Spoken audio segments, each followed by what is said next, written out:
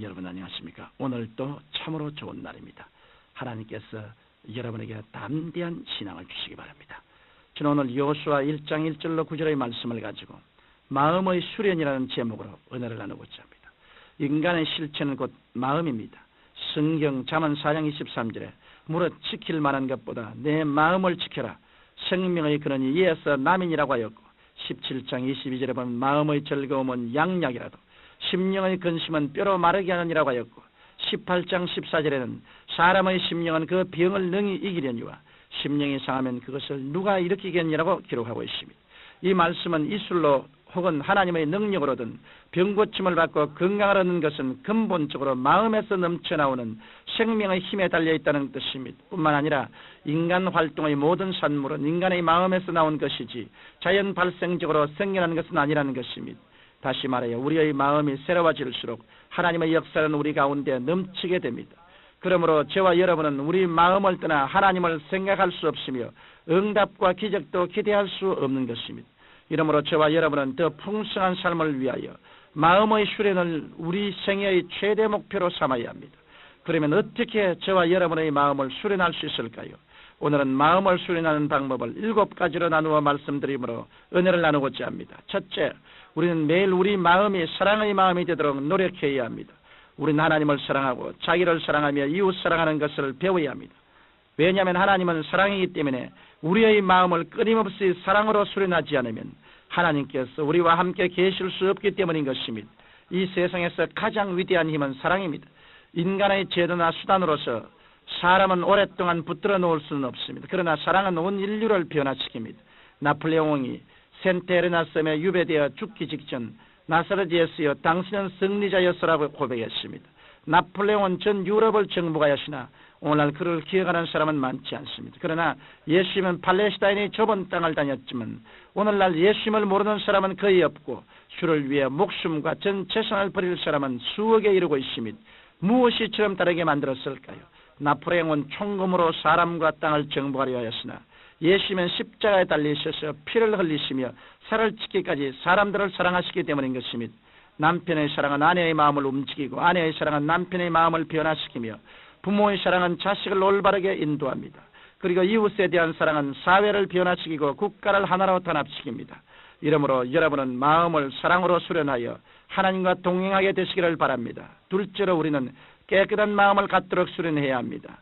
성경 히브리서 12장 14절에 보면 모든 사람으로 더불어 화평함과 거룩함을 쫓으라. 이것이 없이는 아무도 주를 보지 못하려고 하였고 요한 1서 3장 21절로 22절에는 사랑하는 자들아 만일 우리 마음이 우리를 책망할 것이 없으면 하나님 앞에서 담대함을 얻고 무엇이든지 구하는 바를 그에게 받나니 이는 우리가 그의 계명들을 지키고 그 앞에서 기뻐하시는 것을 행함이라고 하셨습니다. 깨끗한 마음은 하나님께서 원하시는 마음입니다. 몸의 때는 물로 씻으면 됩니다. 그러나 인간의 마음은 겉으로는 깨끗한 것 같지만 속에는 탐욕과 방탕과 죄악이 가득하여 마치 회칠한 무덤 같습니다. 그러면 어떻게 우리 마음을 깨끗하게 할 수 있을까요?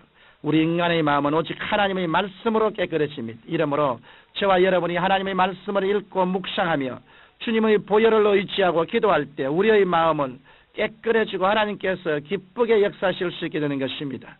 셋째로 우리는 평안한 마음을 가지도록 노력해야 합니다. 호의호식하면서 좋은 집에 살더라도 마음속에 불안과 공포와 초조와 절망으로 가득 차 있으면 행복한 사람이라고 할 수 없습니다.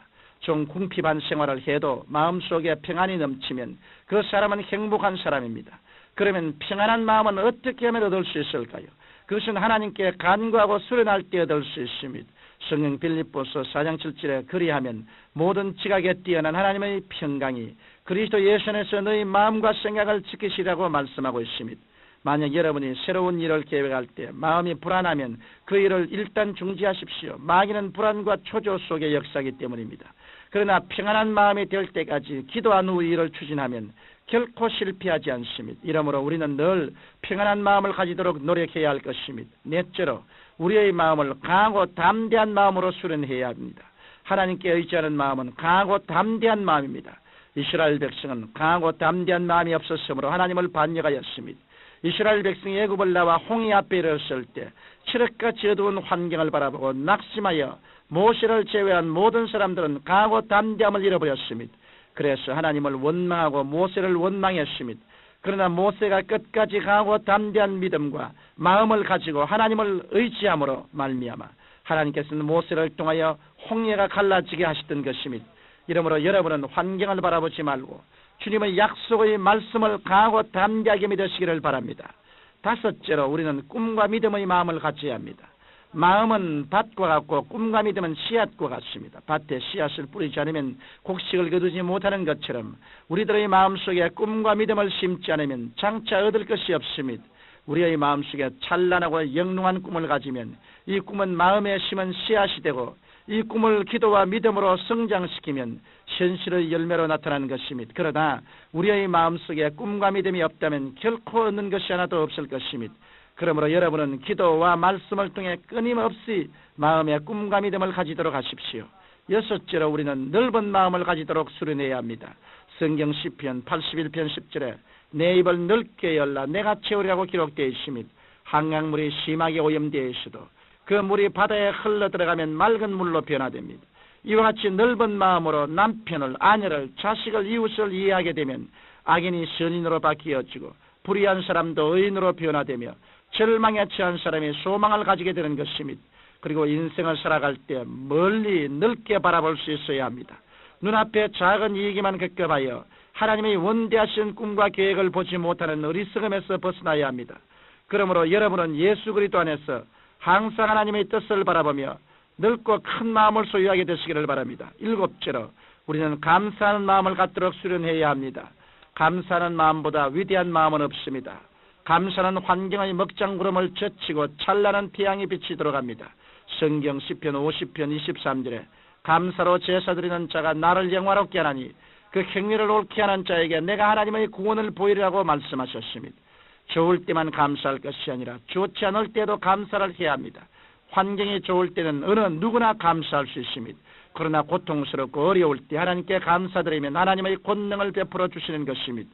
사랑하는 청취자 여러분, 성경 예레미야서 17장 17절에 보면 만물보다 거짓되고 심히 부패한 것은 마음이라고 말하고 있습니다. 그러나 저와 여러분은 오늘 예수 그리스도 안에서 마음을 수련할 수 있는 7가지 방법을 배웠습니다. 그러므로 여러분은 예수님의 보혈로 죄 씻음을 받고 사랑과 순결과 평안과 담대함과 믿음과 넓고 감사하는 마음을 수련함으로 여러분 자신은 물론 이웃을 살리는 그리스도인이 되시기를 주님 이름으로 축원합니다. 거룩하신 아버지 하나님, 지킬 만한 것보다 마음을 지키라고 했었습니다. 모든 인생의 선하고 악한 것이 마음에서 나오는 것이니 마음을 우리가 성령과 말씀으로 수련하게 도와주옵소서. 예수님 이름으로 기도합니다. 아멘.